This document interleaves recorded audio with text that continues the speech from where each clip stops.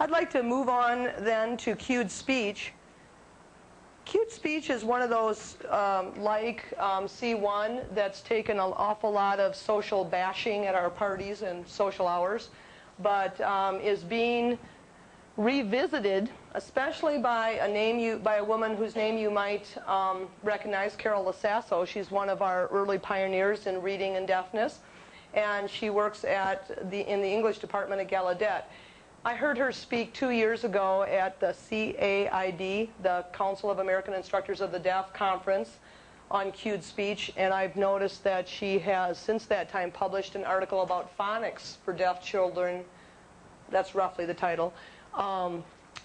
In the Perspectives, and I believe I actually have that along with me in the reading paper that I'm going to give at this conference, if you're interested in that.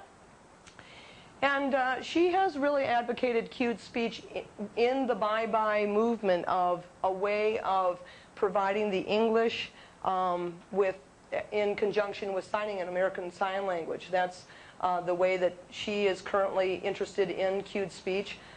And so she might be a person that you'd be interested in contacting if you use American Sign Language in your program. In 1988, I published a study that sort of began my career as a public speaker, in which I gave the same battery of tests to several groups of students who are deaf or hard of hearing around the country. I had an oral English group, I had a cued speech group, I had a C1 group, I had a C2 group, signed English, Pidgin Signed English, and American Sign Language users who were third-generation students that attended residential schools. And I gave those groups of students the same tests in English language and reading. And I'll be giving you smatterings of information from that study throughout the afternoon. It was published in 1988 in the Volta. It used to be my only publication in the Volta. But just recently I had an article published on technology in there, so I'm branching out. But needless to say, the oral students did very well, or I would have never gotten published in the Volta. The cued speech students also did well. When I say that, I mean there was no significant difference in the battery of tests in general. And the culmination of that study and how I expressed my results at that time were that when students comprehend a method of communication, when it's used consistently with them, and when the user, the adult, you, use it to completely encode the grammar of English, then those languages and systems have the potential to facilitate language acquisition for a child. Now that really doesn't come as any surprise, especially in Texas when people are surrounded by bilingualism.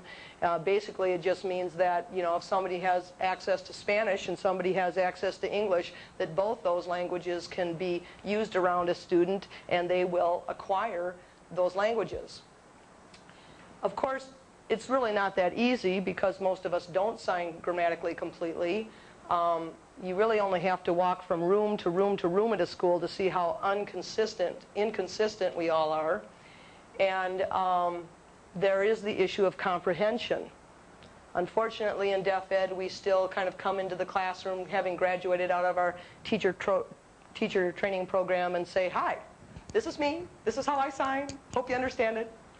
And that's about the extent of our assessment that we do to see about how well students comprehend.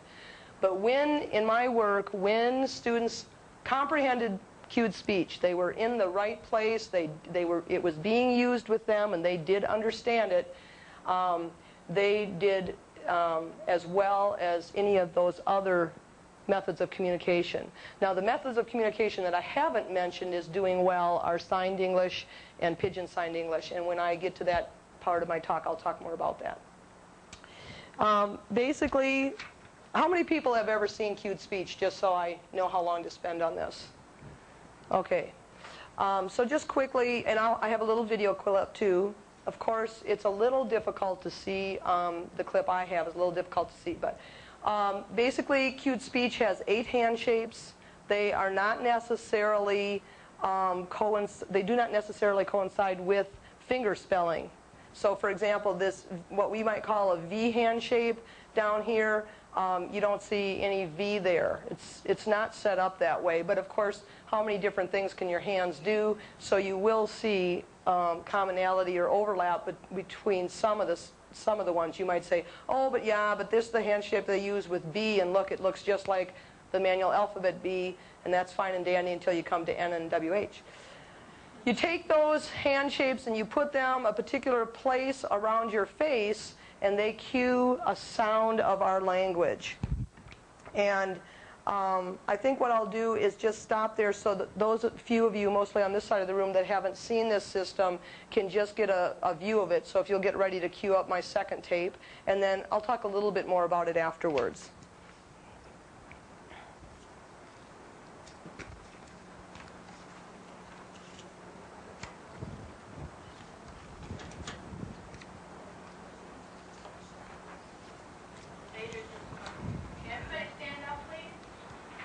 Maybe look at the tracking a little bit, maybe. Whoa. Now remember, I won't have my hand over my heart because I have to cue for you. I want everybody to put their hands over their heart. Simon, I saw what happened. You smiled first. I don't think you smiled that much. Okay, listen. Simon, where do you put your hand? Shane, where do you put your hand? Not your stomach. Not your stomach. Where do you put your over your heart? Ready? I want everybody to say the pledge, please. Look at the flag. I pledge allegiance to the flag of the United. Now you'll notice that the kids mostly are not cueing. On some segments of this tape they are cueing, but typically it's a receptive method of communication. Okay, let's stop that one. Okay, you people over here that have not experienced cueing, did you get enough of that? Okay. No, don't laugh. I just told you the kids do great that do cueing. As I said, it was designed as a receptive method of communication. So you as the adult would be the cuer. The students are expected to use oral communication in theory. I do have clips of cued speech where children are cueing, not just on this tape. Once in a while they will cue, but I have clips where kids use it just like a sign system. I mean, they're cueing everything they're saying. Probably inaccurately, but I mean, they are cueing. I've also, for example, Sedalia, Missouri, cueing was used very systematically in conjunction, and is used there very in conjunction with C2. And their program policy was that when there was a new novel word for which there wasn't a sign, that's my definition of novel, meaning there wasn't a sign for that word, they would cue that word. And they would cue it so that students had an understanding of how to pronounce it, and that cue then became the placeholder for that word.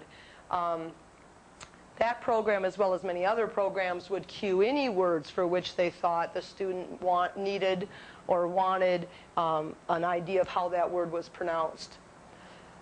There used to be a woman that, when I lived in Illinois, that would come up to my program, and I had deaf students in my program, so I'd sign and interpret for her, and she would talk about cued speech.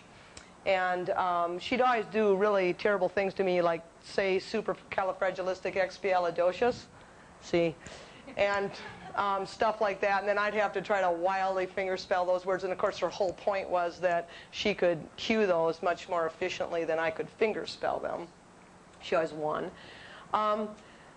Cued speech is not widely used, but like MSS or C1 that we'll come to in a minute, I think as professionals we have a responsibility to look at each of these languages or systems, and whether we personally know how to use them or not, advocate for them to be tried with students that we think might benefit from them.